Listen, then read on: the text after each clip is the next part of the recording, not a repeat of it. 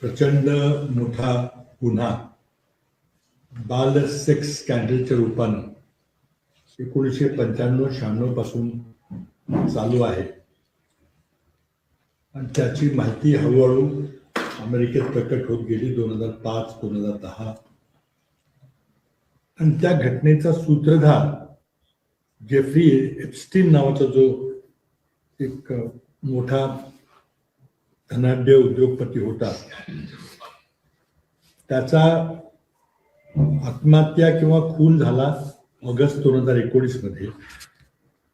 त्यापूर्वी अनेक बालिकांनी, अल्पवयीन मुलींनी त्याच्या विरुद्ध फौजदारी गुन्हे दाखल केले होते की त्यानं काही ना काही आमिष दाखवून त्या मुलींचं लैंगिक शोषण केलं आणि उच्चपदस्थ बड्या धेंडांना त्यांचा देह विक्रय केला. हा खटला अमेरिकेत बऱ्याच दिवसापासून चालू आहे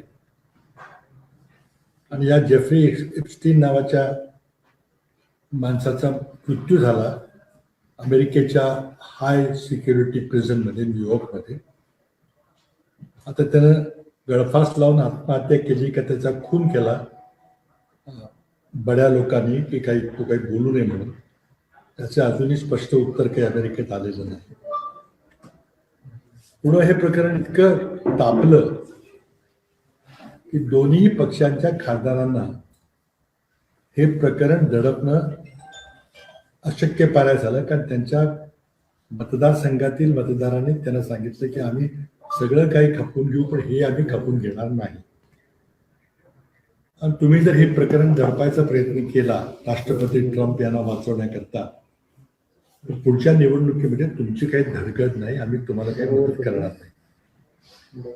आणि अशा प्रकारचं वातावरण अमेरिकेत झाल्यामुळे दोन्ही पक्षाच्या खासदारांना नाईलाजाने संबंधितली सगळी कागदपत्र, सगळे फोटो, सगळे व्हिडिओ ते त्यांनी गुप्तपणे आपल्या गिरायकांचे फोटो मुलींच्या बरोबरचे काढले होते. ही सगळी माहिती त्याला संयुक्तपणे एप्स्टीन फाईल्स असं म्हटलं गेलेलं आहे. हा जवळजवळ 30 वर्षाचा डेटा आहे. ईमेल्स आहेत, पत्र आहेत, फोटोग्राफ्स आहेत, व्हिडिओ रेकॉर्डिंग आहे, ऑडिओ रेकॉर्डिंग आहे. हे प्रचंड मोठं हे इलेक्ट्रॉनिकचे पुरावा इथं आहे. तो सर्व पुरावा एप्स्टीन यांच्या विरोधात जी खटले चालू होते त्या खटल्यामध्ये प्रस्तुत करण्यात आला. तो सर्व पुरावा आता अमेरिकेच्या कायदा मंत्रालयाकडे, त्याला अटॉर्नी जनरल म्हणतात, त्यांच्याकडे आहे. अटॉर्नी जनरल हे राष्ट्रपती ट्रम्प यांच्या अधिकाराखाली काम करतात आणि ज्या बाई अटॉर्नी जनरल आहेत पॅम बॉन्डी नावाच्या, त्यांना राष्ट्रपती ट्रम्प यांनी 6 महिन्यापूर्वी कायदा मंत्री म्हणून नियुक्त केलेलं आहे. त्यांच्या ताब्यात ही सगळी कागदपत्र आहेत. जनतेच्या दबावामुळं अमेरिकन संसद, त्याला US काँग्रेस म्हणतात, तर US काँग्रेसच्या दोन्ही सभागृहांनी जवळजवळ एकमताने ह्या सगळ्या एप्स्टीनचा पुरावा, एप्स्टीन फाईल्स प्रकाशित कराव्यात असा कायदा पास केला. नुसतं कोर्टाला सांगून हे कागदपत्र द्या असं हे नुसतं लेखी मागणी नव्हती केली, तर तो अमेरिकन संसदेने US काँग्रेसने पारित केलेला कायदा होता, ज्यावर प्रेसिडेंट ट्रम्प यांना स्वाक्षरी करावी लागली आणि आज तो अमेरिकेचा कायदा आहे. त्या कायद्याचं नाव आहे एप्स्टीन फाईल्स ट्रान्सपरन्सी ऍक्ट. हा कायदा 19 नोव्हेंबरला अस्तित्वात आला. त्या कायद्यामध्ये एक महत्वाचं कलम आहे की पुढच्या 30 दिवसाच्या आत सर्व कागदपत्र खुले गेले पाहिजेत. हा इलेक्ट्रॉनिक डेटा असल्यामुळं तो सर्चेबल आणि मशीन रिडेबल पाहिजे. म्हणजे अमेरिकेच्या सामान्य नागरिकाला देखील हा 300 GB किंवा त्याच्यापेक्षा जास्त डेटा आहे, तो डेटा उपलब्ध व्हावा. आता अमेरिकन कायदा असल्यामुळे तो कायद्याचं उल्लंघन करणं हे सरकारला शक्य नाही. म्हणून काल 19 डिसेंबरला 30 दिवस पूर्ण होण्यापूर्वी मोठ्या प्रमाणात माहिती रिलीज करण्यात आली. अगदी संध्याकाळपर्यंत बरीचशी माहिती आलेली आहे. आता ती माहिती शोधणं, त्याला सर्च करणं, कोणाकोणाची नावं आहेत, काय हे महत् काय हे काम आहे, ज्याला अनेक दिवस अनेक आठवडे लागू शकतात. आणि ही फक्त पार्शल माहिती आलेली आहे. आणि अमेरिकन अटॉर्नी जनरलच्या ऑफिसने सांगितलं की आम्हाला ही माहिती, सर्व माहिती खुली करायला काही आठवडे लागतील. आणि सबंध माहिती बाहेर यायला, ज्यामध्ये प्रेसिडेंट ट्रम्प यांचे स्वतःचे अनेक फोटोग्राफ, व्हिडिओ आहेत, त्यामुळे ते फोटो थोडं मागे ठेवण्याचा किंवा दाबण्याचा प्रयत्न होण्याची शक्यता आहे. आणि ज्या खासदारांनी हे विधेयक मांडलं त्यामध्ये भारतीय वंशाचे रो खन्ना नावाचे खासदार आहेत. त्यांनी आता जी मुलाखत दिलेली आहे ती आम्ही पाहतोय काय काय मिळालेलं आहे ते, पण आमचं समाधान होईल असं मला वाटत नाही. अमेरिकन सरकारकडून, प्रेसिडेंट ट्रम्प यांच्याकडून माहिती लपवायचा प्रयत्न होतोय. तर जो माहिती जी आपल्यासमोर आलेली आहे त्यामध्ये ईमेल्समध्ये काही उल्लेख भारतीयांचे आहेत. मी आपल्याला सांगितलं होतं की आजी खासदार आहेत. त्याप्रमाणे पेट्रोलियम मंत्री हरदीप पुरी यांचं नाव एका ईमेलमध्ये आहे. आणखी एका ईमेलमध्ये एक अमेरिकेतला एक मोठा अधिकारी, जो ट्रम्प यांचा सल्लागार होता, स्टीव्ह बॅनन नावाचा, विनंती करतो की मला भारताच्या पंतप्रधानांना भेटायचं. एप्स्टीन कडून उत्तर येतं की मी प्रयत्न करतो की तुमची काम होईल का. नंतर काही दिवसांनी पुन्हा अशी ईमेल येते की मोदी ऑन बोर्ड, म्हणजे मोदी भेटायला तयार आहेत. तर मोदींचं आणि एप्स्टीनचं काय नातं आहे की जो एप्स्टीन मोदींची कोणाशी अपॉइंटमेंट घडवू शकतो, याचं उत्तर सरकारकडून मिळावं लागेल. त्याचबरोबर एक माजी खासदार आणि मोठे उद्योगपती अनिल अंबानी यांचे नाव आहे. आणि एक अमेरिकेत राहणारे आरोग्यविषयक एक वडील व्यक्ती आहेत, त्यांचेही नाव भारतीय मुलाचे, भारतीय वंशाचे व्यक्ती आहे, त्यांचंही नाव आहे. पण अजून फोटोग्राफ वगैरे काही कॉम्प्रोमाइजिंग फोटोग्राफ्स असे काही पुढे अजून आलेले आहेत किंवा अजून सापडलेले आहेत. त्याचे आज रात्रभर तिथल्या अमेरिकन मीडियाकडून शोध चाललेला आहे. भारतात देखील शोध चालला आहे, कारण ती माहिती सर्वांना उपलब्ध आहे, तुम्हालाही ती माहिती उपलब्ध आहे. त्याकरता अमेरिकन सरकारने एक वेगळी वेबसाईट तयार केलेली आहे, एप्स्टीन फाईल्स ट्रान्सपरन्सी ॲक्ट म्हणून. त्या वेबसाईटमध्ये जाऊन आपल्याला वेगवेगळे तिथं वेबसाईट आहे. त्यामध्ये एक वेबसाईट एप्स्टीनची आत्महत्या झाली त्यावेळेचं CCTV फुटेज आहे, त्यावेळेचं सगळे पोलीस यंत्रणा काय करत होती याची जी माहिती आहे. नंतर आतापर्यंत जे 2 खटले चालले त्या खटलेमध्ये काय काय पुरावा दिला गेला, त्या महिलांची साक्ष आहे. तर प्रचंड मोठं अशी सामुग्री, म्हटलं डिजिटल सामुग्रीही उपलब्ध करून दिलेली आहे. आता त्याच्यात त्याचं विश्लेषण करायला काही काळ लागेल, परंतु जगातले सर्व पत्रकार, आंतरराष्ट्रीय सर्व पत्रकार ही माहिती कालपासून शोधायला लागलेली आहे. आणि लवकरच त्याचे आपल्याला समजेल असं विश्लेषण काही दिवसामध्ये येईल. मी 1 तारखेला मुद्दा मांडला होता, ती एवढंच मांडलं होती, मला जी माहिती होती अमेरिकन मीडिया वाचून, मी काही अमेरिकेतली आणि इंग्लंडमधली वर्तमानपत्र रोज पाहतो, त्यातून जी काही चर्चा झाली होती त्यातून काहीतरी बडं प्रकरण अमेरिकेत गाजते याची मला जाणीव झाली, ज्याची बहुतेक आपल्याकडे कोणाला माहिती नव्हती. म्हणून मी 1 डिसेंबरला आपल्याशी संवाद साधताना असं म्हटलं होतं की हे जर प्रकरण खुलं झालं तर त्याचे भारताच्या राजकारणावर परिणाम होतील का, असा मी प्रश्न विचारला होता. कारण मला शंका आहे की त्याचे होतील असं मला वाटतं. आणि जर ती जी नावं त्यावेळेला जी होती, पण काही स्पष्ट पुरावा नव्हता, म्हणजे कधी कोणाचे नाव घेतलं नव्हतं, पहिल्यांदा काही नावं घेतली कारण ते पुरावे सुट आलेले आहेत. पण त्यामध्ये बडी व्यक्ती असण्याची शक्यता आहे. भारताच्या राजकारणावर त्याचा आमूलाग्र परिणाम होईल अशी मला शंका वाटते. अशी मी शंका आपल्यासमोर बोलून दाखवली होती. त्याची खूप चर्चा झाली, देशभर ते विधान गाजलं. त्यामध्ये मी एक सूचित केलं होतं की बहुतेक सरकारमध्ये मोठ्या पदावर सुद्धा बदल होऊ शकतो. ते बदल झाले तर मग काय होऊ शकेल याबद्दल मी एक विश्लेषण प्रस्तुत केलं होतं. त्यामुळे मला वाटतं की epstein फाईल्स ट्रान्सपरन्सी ऍक्ट अनुसार माहिती पुढे आलेली आहे. ही भीती होती की यामध्ये काही उच्च पदस्थ भारतीय असतील ती खरी निघायला लागलेली आहे. पण अजूनही ठोस पुरावा ज्याच्या आधारे ते कारवाई करता येईल. कारण जर बाल लैंगिक शोषण झालेलं आहे अमेरिकन नागरिकांचं असं जर सिद्ध झालं किंवा तो जर पुरावा आला समोर आला तर तो अमेरिकेत गुन्हा घडतो, कडक शिक्षा आहे. आणि तो भारतीय दंड संविधानाप्रमाणे एखाद्या भारतीय नागरिकानं कुठेही जगात काही गुन्हा केला असेल त्याला तिथे भारतात देखील शिक्षा होते, अशी कायद्याची तरतूद आहे. त्यामुळे प्रकरण फार गंभीर आहे.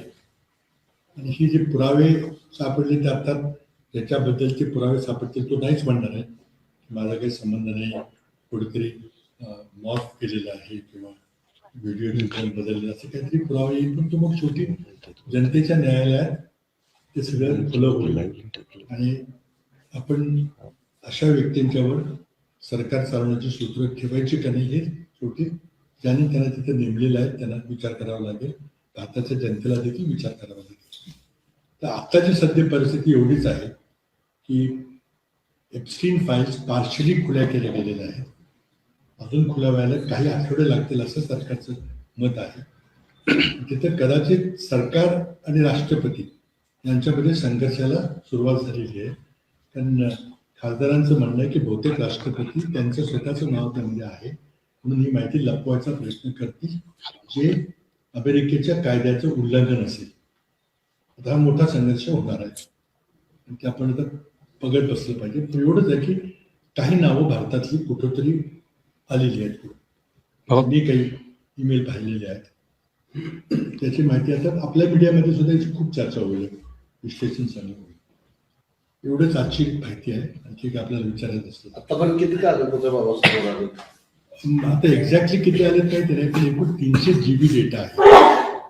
म्हणजे लक्षावधी ईमेल्स आणि फोटोग्राफ असतील, व्हिडिओ होते. 95,000 फोटोग्राफ गेल्या आठवड्यात रिलीज झाले होते. आता त्याचा काय संदर्भ आहे एकमेकांशी कशी गुंतागुंत हे शोधणं ही शोधपत्रिका एकतर एखादं नाव येतं आणि ते कुठून आलं त्याचा काय संदर्भ आहे. जसं स्टीव्ह बॅनन नावाचा जो राष्ट्रपती ट्रम्पचा सल्लागार होता तो विनंती करतो की मला भारताच्या पंतप्रधानांशी भेटायचं आहे. एप्स्टीनला विनंती करतो. एप्स्टीन त्याला म्हणतो की ठीक आहे मी प्रयत्न करतो. काही दिवसानंतर सांगतो मोदी इज ऑन बोर्ड, म्हणजे मोदी तयार आहेत असं ते एक ईमेल आहे. प्रश्न असा आहे की त्याच्यात मोदीचे संबंध कसे काय आले अनेक प्रश्न उद्भवतील आपल्याला. अगदी पूर्वी जे भारताचे न्यूयॉर्कमध्ये अँबॅसेडर होते त्यांचं नाव अनेक वेळेला आलेलं आहे. 5-6 वेळेला त्याच्या भेटीगाठी झाल्या असं काहीतरी लेख आलेला. मी काही सगळे कागदपत्र तपासले नाही कारण 300 GB डेटा आहे. म्हणजे लक्षावधी फोटोग्राफ, लक्षावधी कागदपत्र, लक्षावधी ईमेल असतील. तो जरी सर्चेबल डेटा असला तर ते शोधणं काही सोपं नाही. आता जगातल्या सर्व मीडियाला ते एवढंच काम पुढे आठवण्यात राहिले. भारतातले नेत्यांची नाव काय सांगितलं युनियन मिनिस्टर आता जर असतील तुम्ही आता उल्लेख केला त्या पद्धतीनं विरोधकांची भूमिका म्हणून आपल्या देशातल्या व्यक्तीचं नाव आले, विरोधकांची भूमिका काय ती स्पष्ट होईल ना. विरोधी पक्ष म्हणजे काँग्रेस पक्ष, इंडिया आघाडी काय भूमिका घेतली ते ठरेल. आता फक्त आपल्याला सकृतदर्शनी एक नाव आलेलं आहे. आता नाव आलं म्हणजे त्यांनी गुन्हा केला का हे सुद्धा तरी धरता येणार नाही. प्रश्न फक्त एवढा होतो की त्याच्यात त्यांचे संबंध कसे आले. हा अशा प्रकारे त्याला शिक्षा झाली आहे 2008-9 म्हणजे हा गुन्हेगार आहे हे सगळ्यांना माहिती होतं. आणि मोदींचा जो संदर्भ आहे तो 2014चा आहे. माहिती असताना की हा विकृत प्रवृत्तीचा माणूस आहे, ध्येय व्यापार करतो ही माहिती असताना मग मोदींची त्याची गाठ पुढे घालून दिली. तिथं हरदीप पुरी जी अमेरिकेमध्ये भारताचे राजदूत होते त्यांचे नाव आलेलं आहे. पण त्यांनी काही यामध्ये भूमिका त्यांची आहे काही सगळं शोधावं लागेल. बाबा एवढं प्रकरण गंभीर असून सुद्धा भारत सरकारकडून त्याच्या विशेष असा खुलासा केला जात नाही, उलट तुम्हाला ट्रोल केलं जात नाही. नाही मला ट्रोल केलं मला काय हरकत नाही, पण भारत सरकारकडून खुलासा होत नाही ही एक थोडीशी चिंतेचा विषय. कारण असं नाव जर सोशल मीडियामध्ये आलं, आपण हिंदी युट्यूब चॅनल पाहिलं असेल त्याने उघडपणे ही नावं चर्चेत आहे, तरीही एकही त्याचं स्पष्टीकरण किंवा की बाबा ह्यात आमचा काही संबंध नाही, असं कुठं काही कोणी बोललेलं मला तरी आढळलं नाही. घाबरलेत असं थोडंच दिसतंय का म्हणजे? हे तुम्ही त्याचं विश्लेषण करा. पण नावही जाहीर झाल्यानंतर या संदर्भातला गुन्हा अमेरिकेत दाखल होणार का इंडियामध्ये? अमेरिकेत गुन्हा होईल का नाही ह्याला वेळ लागेल, पण गुन्ह्याला फार कागदपत्र लागतात. हम्म. पण ह्या माणसांचा संबंध आहे की त्या प्रकरणात भाग घेतला होता, आता तो गुन्हा आहे का नाही, कारण जर त्याच्याकरता पेमेंट केलं असेल तर कुणी केले. आता ते एका ईमेल मध्ये एक्सचेंजचा उल्लेख आहे की बऱ्याच मुली मला मिळालेल्या आहेत, त्या ईस्ट युरोपमधल्या आहेत, ती प्रत्येक मुलीला $1000 ते मागते पाहिजे असं काहीतरी उल्लेख आहे. म्हणजे हा धंदा चालला होता यात काही शंका नाही. त्यामध्ये ब्लॅकमेलिंग होतं. सर्वात महत्वाची गोष्ट अशी आहे की जेफ्री एप्स्टीन नावाचा माणूस हा इस्रायल करता गुप्तहेर होता आणि त्याचं काम होतं की सगळ्या बड्या लोकांना गुंतून त्यांना ब्लॅकमेल करायचं. आपल्या नेत्यांचं काही ब्लॅकमेल झालं काही शोधावं लागेल. पंतप्रधानांना माहित असून सुद्धा त्यांनी त्या व्यक्तीची भेट घेतली असावी का, काय वाटतंय तुम्हाला? माहीत असेल का नाही, आपण हे कंजेक्चर आहे. समजा तिथल्या राजदूतांनी अभ्यासाने सांगितलं असेल की ह्याला भेटा, मोठा माणूस आहे, असं काय सांगितलं असेल तर म्हणजे एकदम त्यांना दोषी आहेत असं म्हणता येणार नाही. त्यांना खूप विश्लेषण करावं लागेल. पण एक आहे की त्या माणसाचा तुमचा संबंध आला कसा हा प्रश्न तो उद्भवत होतोच. सध्या तुम्हाला ट्रोल केलं त्याचं मुख्य कारण म्हणजे तुम्ही बोलताना म्हटलं होता की मराठी पंतप्रधान होईल, या मुद्द्यावर फार मोठ्या प्रमाणावर तुम्हाला ट्रोल केलं. मी काय म्हटलं रोल करायचं काय कारण नाही. मी म्हटलं होतं की पुढच्या काही दिवसामध्ये भारतीय राजकारणामध्ये अमेरिकेतल्या घटनेमुळे काही खूप मोठा परिणाम होईल आणि कदाचित त्यातून एखादं मराठी भाषी पंतप्रधान होण्याची शक्यता आहे. हे माझं राजकीय विश्लेषण आहे. अजून ट्रोल करायचं असलं, आपल्याला मराठी पंतप्रधान नको असेल तर काही हरकत नाही. ज्या प्रकारे हे प्रकरण पुढे येत आहे, जगभरातील नावाला येण्याचे संकेत अनेकांकडून दिले जातात. जर गुन्हा असेल नसेल तो नंतर शक्य होईल, पण आपल्या पंतप्रधानांचं अशा पद्धतीनं नाव समोर येणं माध्यमांमध्ये हे भारताच्या दृष्टीनं प्रतिमा मलिन करणार आहे का? आता हे तुम्ही आणि जनतेने ठरवायचंय. आम्ही फक्त एवढंच सांगितलं की अशा प्रकारे घटना अमेरिकेत घडल्या आहेत, ही वस्तुस्थिती मी तुमच्यासमोर मांडली होती. आणि त्यामध्ये काही लोकांची नाव आहे ते गुन्ह्यामध्ये ते सहभागी आहेत. आता त्यांना हे माहिती असणारच. आपण अल्पवयीन मुलीशी काही संबंध ठेवतो हा गुन्हा आहे, प्रत्येकाला माहिती आहे. त्यामुळे जाणून बुजून ते झालेलं आहे. ते आता प्रत्येकाचा मुलींच्या बरोबर काही संबंध होता का हे अजून सिद्ध झालेलं नाही. एवढं सिद्ध झालंय की याचा जो सूत्रधार होता जेफ्री एप्स्टीन, त्यांनी बड्या लोकांना आपल्या जाळ्यात घालतो. त्यामध्ये बिल गेट्स, मायक्रोसॉफ्टचे मालक, जगातला सर्वात श्रीमंत माणूस, त्यांनी कबूल केले की या माणसाची गाठीभेटी घेऊन तिथे संबंध घेऊन फार मोठी चूक केली, कारण त्यामुळे माझा घटस्फोट झाला. आपल्याला माहिती आहे की बिल अँड मेलिंडा गेट्स यांचा घटस्फोट कबूल केलं.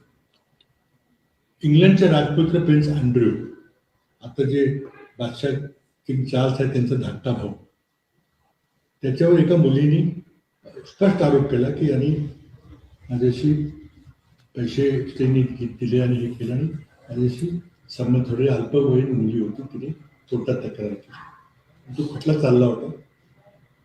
त्यानंतर प्रिन्स अँड्रू यांनी त्या मुलीच्यावर कोर्टाबाहेर सेटलमेंट केली. $15 मिलियन, जवळजवळ 130 कोटी रुपये त्या मुलीला दिले.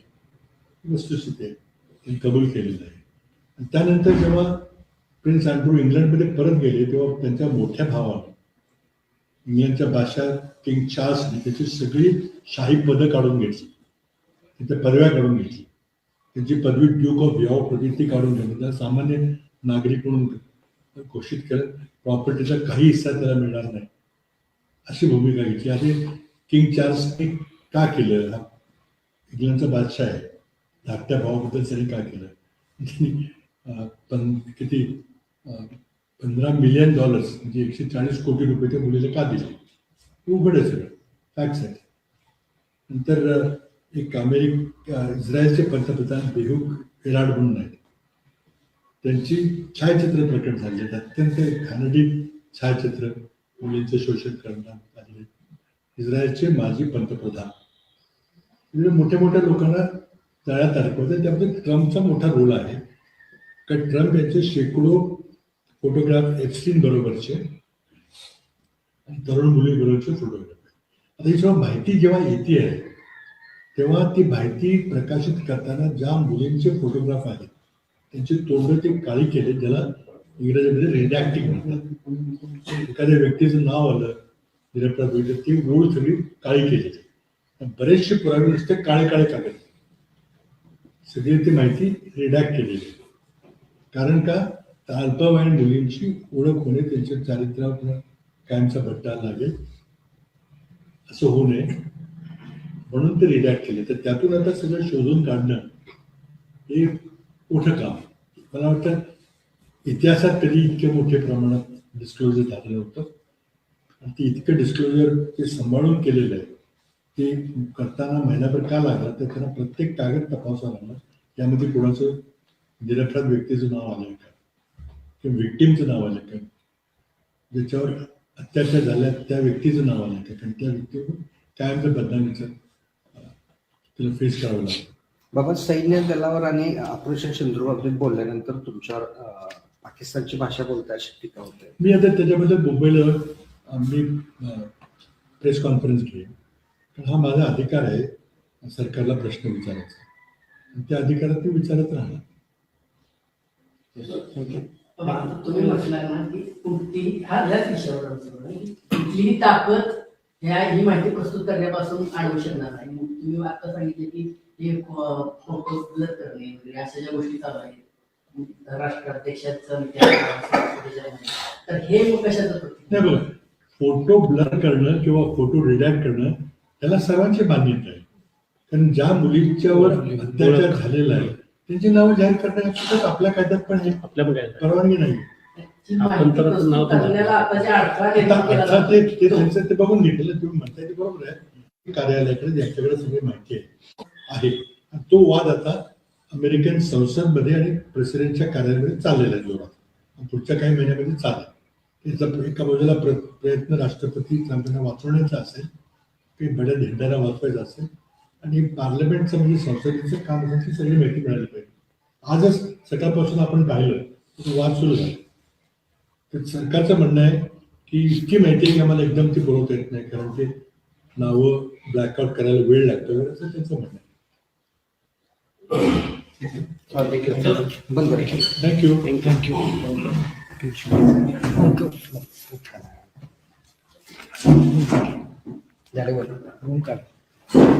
बंद